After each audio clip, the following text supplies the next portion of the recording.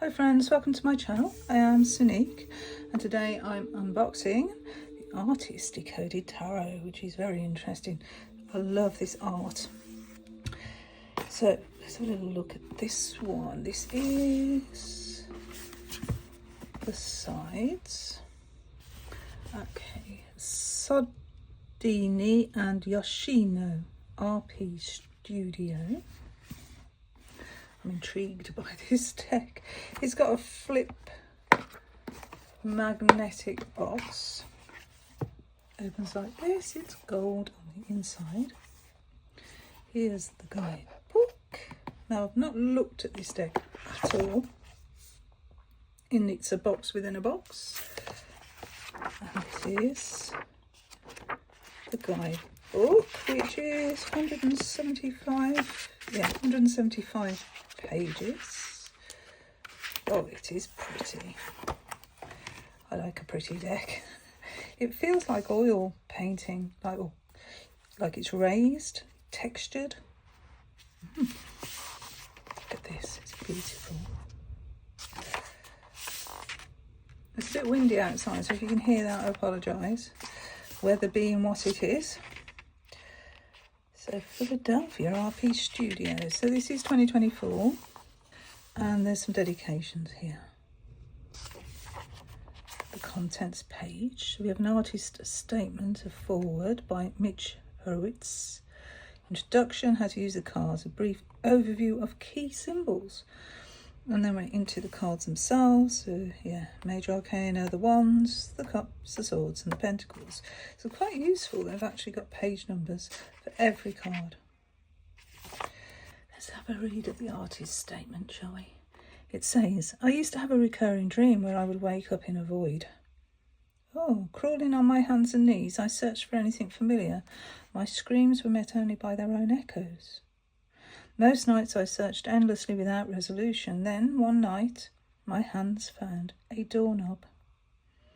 Opening the door, I was greeted by a lit corridor lined with mirrors.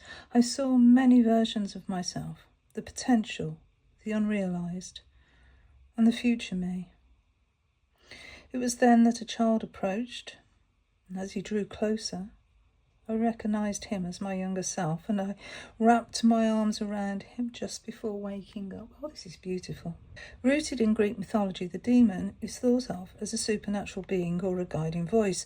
For Socrates, the demon was more than a myth. It was a bridge to a higher plane and an explanation for the nature of the unseen forces that steer the human psyche. There have been times when I felt lost, unsure of my true purpose. I now believe that no decision is trivial.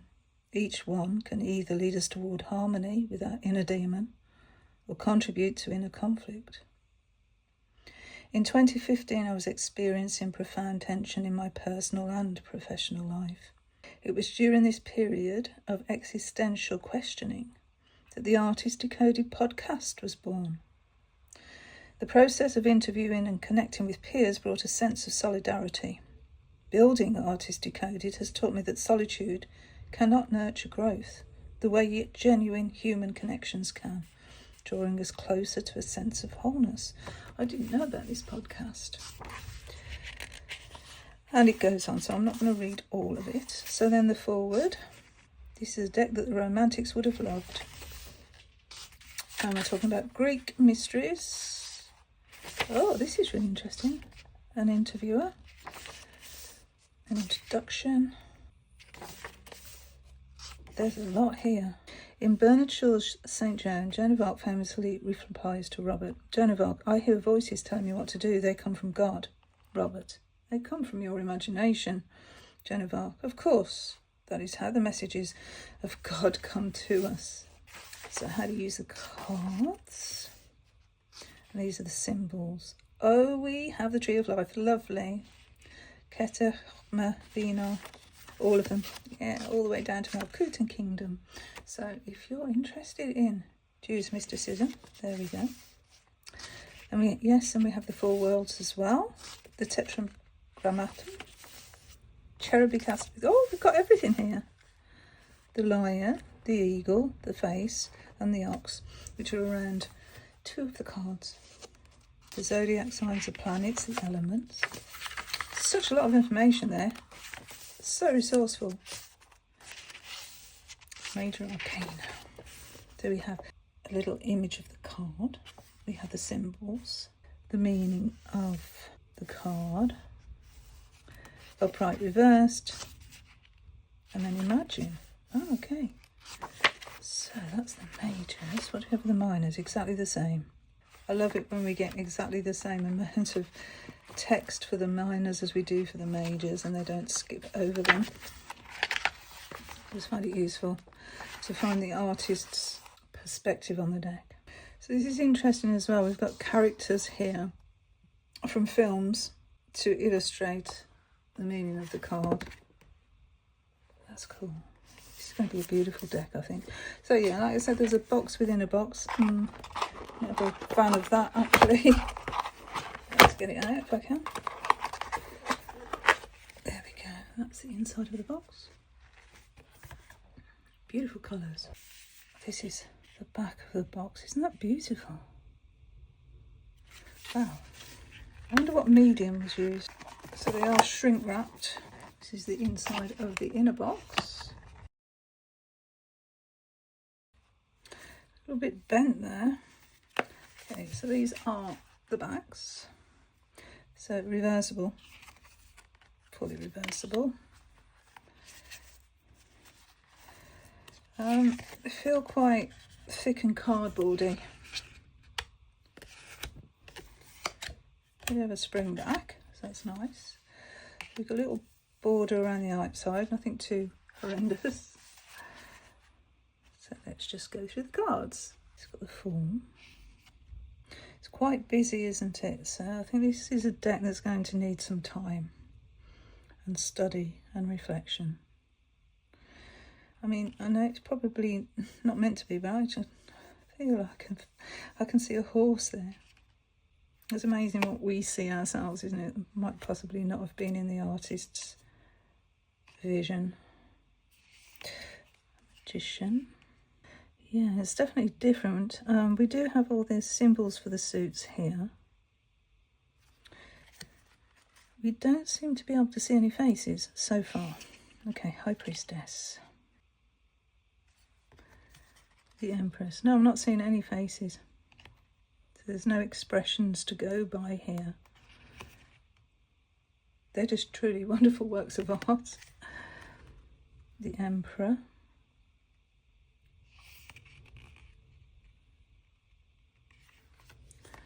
Hierophant. Very dark as well, aren't they? I hope we can see them on camera. Lovers.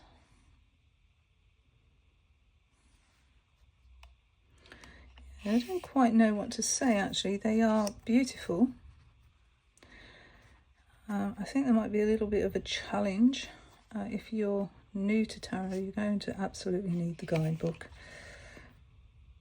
Chariot, because this is nothing like Rider-Waite-Smith, is it? Although it's based on it, I can see it's based on it, but it's very different. Here we do have the lion in strength, but the lion here is overtaking this figure. It's almost like the lion side of strength is more dominant. So you could read that in a different way, really. It's a hermit.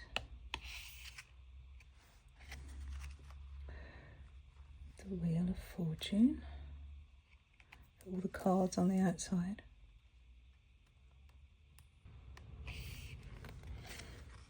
Justice.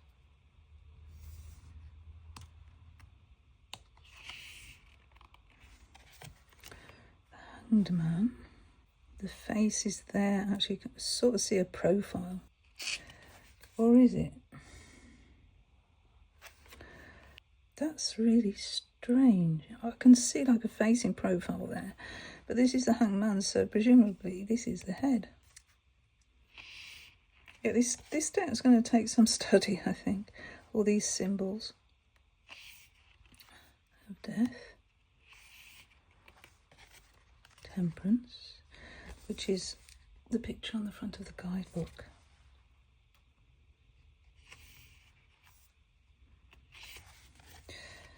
Devil.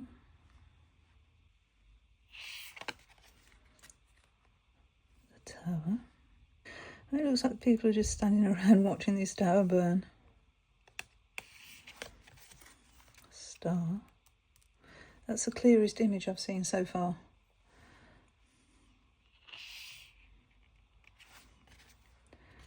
The moon.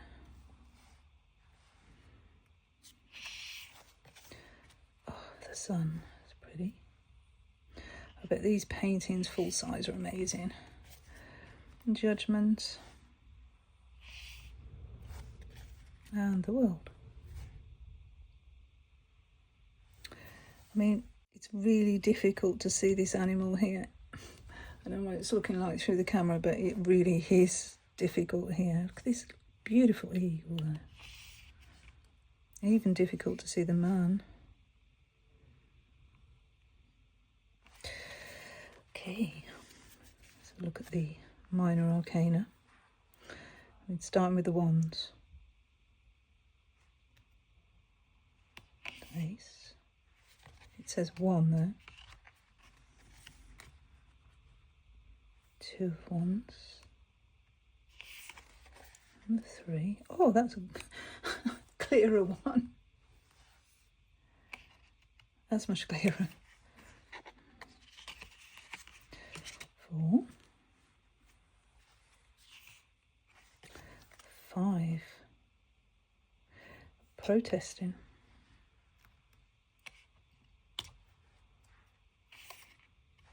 The 6.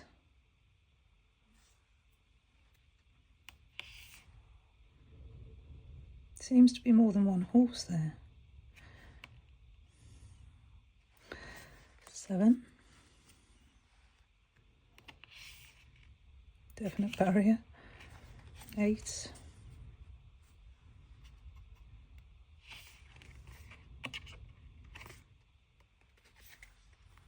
9.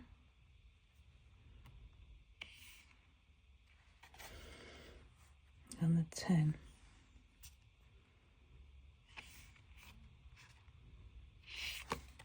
The page, so it just says P at the top for page.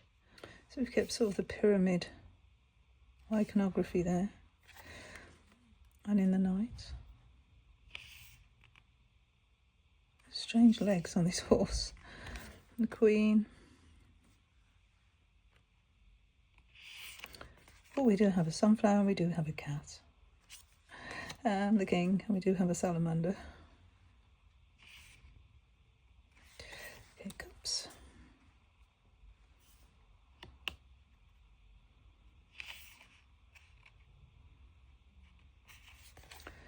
2.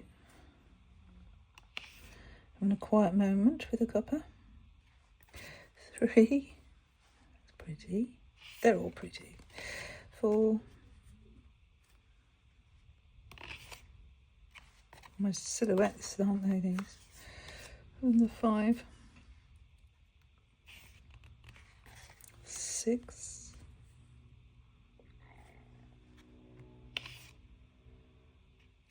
You see a little figure sitting up here, I think. It's so difficult to see what's going on in these cards. It's a 7. 8. 9.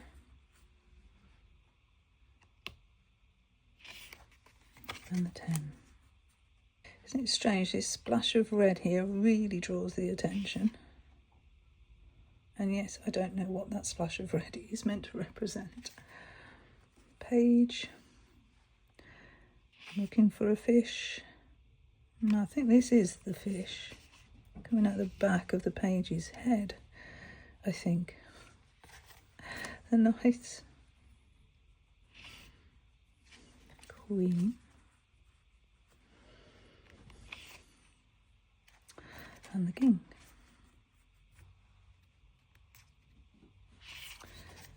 Okay, swords. So you can see that they're very abstract images and absolutely beautiful.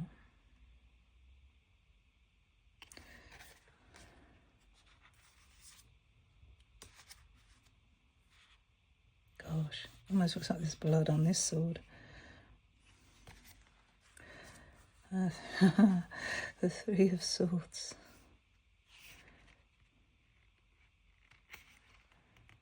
Interesting. The Four. The use of light in this deck is phenomenal. The 5.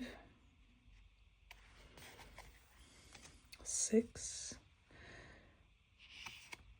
Yeah, this one's quite unusual for a 6 of Swords. I mean, all of the environment looks dangerous. It doesn't look like we're going into calmer times. 7. Quite pippish.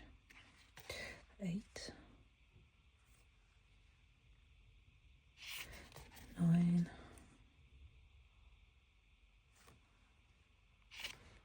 10.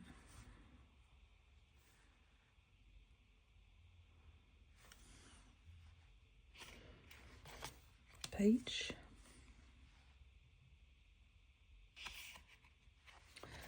8.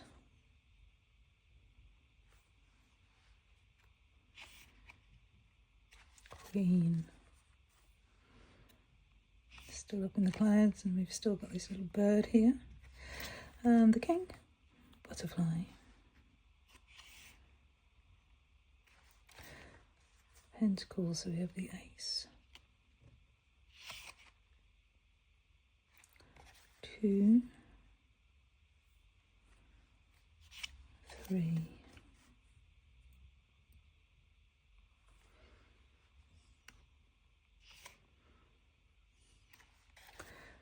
4.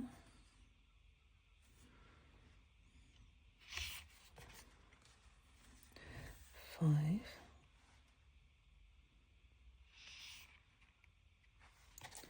6.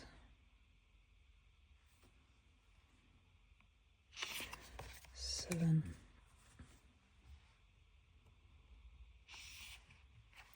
8.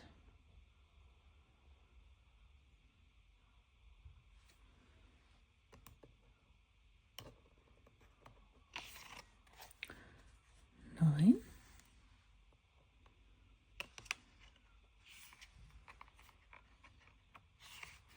And the 10.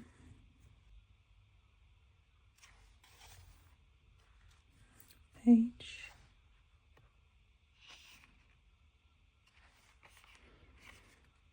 9.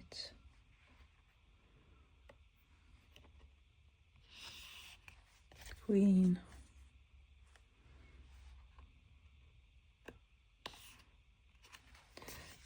And the King. This is stunning.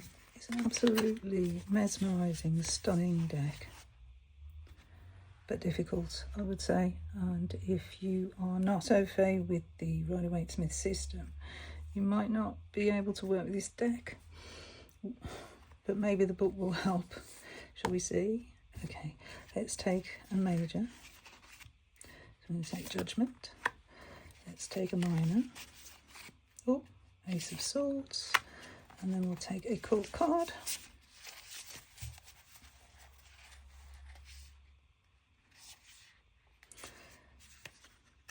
The Knight of Swords, I think. Try that one. And I'll look at the guidebook entries and see what we glean from that. Look how this red pops on this Ace of Swords. Isn't that amazing? And this beautiful orange and yellow glow in the sky here for the Judgment card. You can see the figures down here. Shadow really in silhouette. Okay.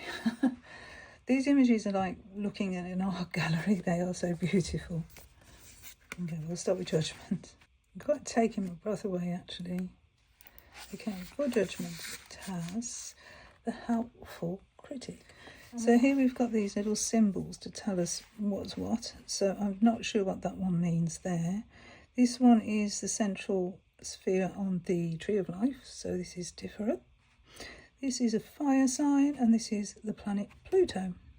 So we can look at all those, go back and look at all those and to get a deeper meaning. Okay, then it says, for Judgment, art can be a form of vulnerability, and that exposes the secrets of the heart and illuminates our deepest emotions. It is a medium of expression that reveals the subconscious language of the soul in its raw, naked truth. When we expose our creations to the world, we are vulnerable, inviting critique and judgment from the voyeurs. Judgment can be a magic mirror which provides an opportunity to review, reflect, and refine as we see more through the lens of the other. Studying our creative choices from this perspective can allow us to adjust where needed, despite the incredibly tender process. The corresponding Hebrew letter for the Judgment Tarot card is Shin. Okay, that's this symbol here, Shin. So that can mean tuth, steadfast, change, return, and year. Although these words may seem disjointed, they resonate in their shared theme of transformation through time. When teeth appear in dreams, it can indicate insecurity, vulnerability, or a lack of control in some aspect of your waking life. Ultimately, this card speaks to notions of cause and effect, introspection and examination, behaviour and choice. It will ask you to contemplate whether there may be imbalance and attempt to find a middle ground. It may also suggest a new creative awakening, urging you to reflect on the art of your life and evaluate the quality of your work. And then we have an upright meaning, which is realization, spiritual awakening, reflection, healthy critique. Reversed, lack of self-awareness, karmic debt, being too critical of yourself, poor choices. And then for imagine, it says, create a work of art in any medium that explores and symbolically reflects the most vulnerable aspects of your personality. Perhaps this could be a secret you've never shared, your guiltiest pleasure, or any tender aspect of your life that, if revealed, would make you feel judged. Let your imagination run wild as these feelings become forms, and you release your secrets into an inspired vision. When you finish the work, ask 3 unique and unrelated people to critique it and share their feelings about how they connect to the art. Sit with their judgment and contemplate how you can use the critique to refine what you're communicating and liberate attachment to your vulnerabilities. Wow. Okay, so this really is written from an artist's perspective. How interesting, how different. I think this deck could really stretch you, or stretch me. So for the Ace of Swords, these are the symbols that we have here. So again, go to the front of the book and we can find out what these mean. So we have 1 because it's the ace, then we have the corresponding tree of life. So that would be Keter, the crown, because it's the ace and it's at the top of the tree of life. And then we have the glyph that tells us the air element. We have the zodiacal sign, which is Aquarius. Then this little face and this little, not quite sure what that is. Let's have a look what those are. Because I think those are the worlds. Okay, the face, the human face represents the fixed zodiac sign for winter, Aquarius. Corresponds with the elemental nature of air and qualities of intellect, communication and freedom. And then this is Yetzirah, the world of formation. So there's 4 worlds with the tree of life. And this is the world of form, where the intellectual and conceptual aspects of Bria become externalized. And so it tells you all about that there. And then we get the meaning. It says, the sword of ultimate truth. Wow. The Ace of Swords, known as the sword of ultimate truth, helps us confront false narratives and cut through illusions with cognitive might. As we explore this card through the lens of the Kabbalistic tree of life, we are introduced to the 3rd of the 4 worlds of creation, Yetzirah, the world of formation. This suit, in relation to its governing world, is often associated with intellect, communication, and the power of the mind. It begins the journey into the sharp edges of our mental processes, faculties of cognition, and the challenges and conflicts that arise from the mindscape. When the Ace of Swords appears in a reading, it can be a sign that you're on the verge of a breakthrough. You may be feeling ready for a paradigm shift, a new beginning, or an exhilarating intellectual endeavour. Harness the winds of this transformative energy and use the might of your mind to help you soar through the path ahead as you pierce the veil and achieve new heights of self-knowledge. Upright, mental clarity, paradigm shift and breakthrough. Reversed, forceful change, resistance, clinging to illusions. And imagine. I'm sorry about the noise of the birds outside, by the by. The chicks are learning to fly. Yes, so the adults are quite frantic as they watch their chicks trying to take off. Anyway, that's why there's noise outside. What this book doesn't do is explain the artwork, is what I'm seeing here. Anyway, imagine a video clip from the 70s captures a conversation between French musician and actress Amanda Lear and David Bowie at London's Marquee Club. In this surreal exchange, Lear inquires, "Who are you?" Bowie enigmatically replies, "Life is too short for questions." Persisting, Lear asks again, "What are you? I can see you're trying to invent something. Who are you?" Bowie redirects the question to Lear, asking her to explain herself, to which she responds, "I can't explain myself, I'm afraid, because I'm not myself, you see." This is the basis for our creative writing exercise, which explores different angles of you. The intention is to peel back the layers of identity, enabling you to explore and articulate your core essence, the you that exists independently of external or transient influences. First, describe yourself without referring to emotions, asking, "Who am I?" without feelings like joy, sorrow, or anger. Next, remove life experiences from the equation, your job, education, relationships, and other significant events. Describe yourself in their absence. Lastly, disregard any identifiable labels such as gender, nationality, or social cultural backgrounds. How would you portray yourself without these standard identities? I've actually done this back in college years ago. It's a challenging exercise, actually. Very challenging exercise, but yeah, I've done that. And Knight of Swords, another air. So we've got air of air. So in this deck, the knights are air, so therefore the kings will be fire, elementally. And the tagline for the Knight of Swords is the Quixotic. I can't say this word. I'll leave that to you. Quixotic hero. The Knight of Swords embodies swiftness, fast-paced action, and potentially over-ambitious energy. This person has a quick wit, a powerful sense of self, and an admirable yet unyielding will. They can be extraordinarily impulsive or quick to charge forward even when the conditions aren't ideal. The elemental correspondence, air of air, embodies the purest form of this element's intellectual and communicative energy.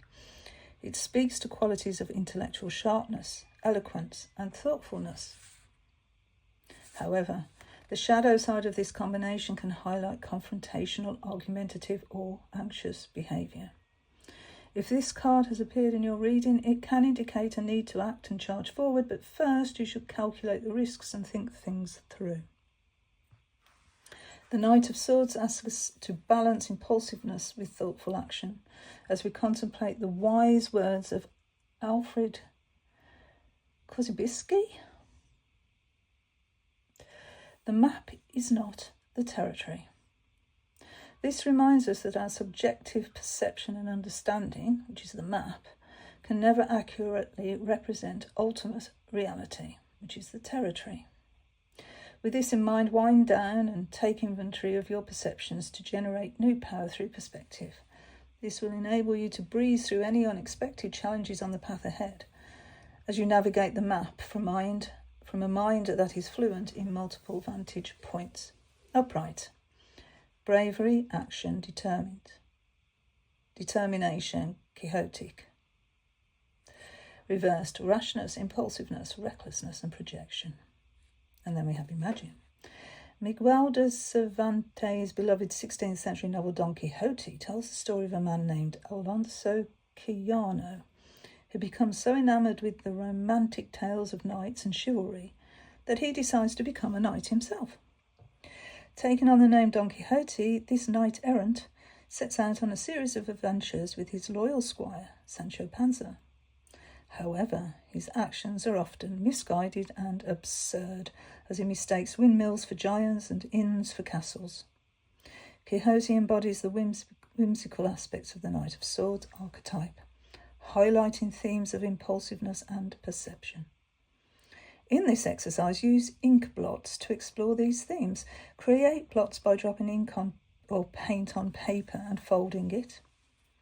Reflect on each blot, noting your initial thoughts. Look for patterns among the blots and consider their deeper meanings. Reflect on how your first impressions may offer insight into your psyche through this artistic mirror. Yep, this is definitely one to work with artistically. That's the way it's been designed, obviously. And I love it. I really do. It's so different. I really, really like this concept. Love this concept. Have you got this deck? Have you worked with this deck? Have you tried any of the exercises? Let me know how you've got on, because I'm intrigued. And I'm going to be so happy to work with these exercises and just add another layer to my tarot practice. Oh, this is lovely. So this has been the Artist Decoded Tarot by Jennifer Sodini and Yoshino, with absolutely gorgeous artwork and this really comprehensive guidebook. Anyway, thank you so much for watching. Until my next video. Bye friends, bye.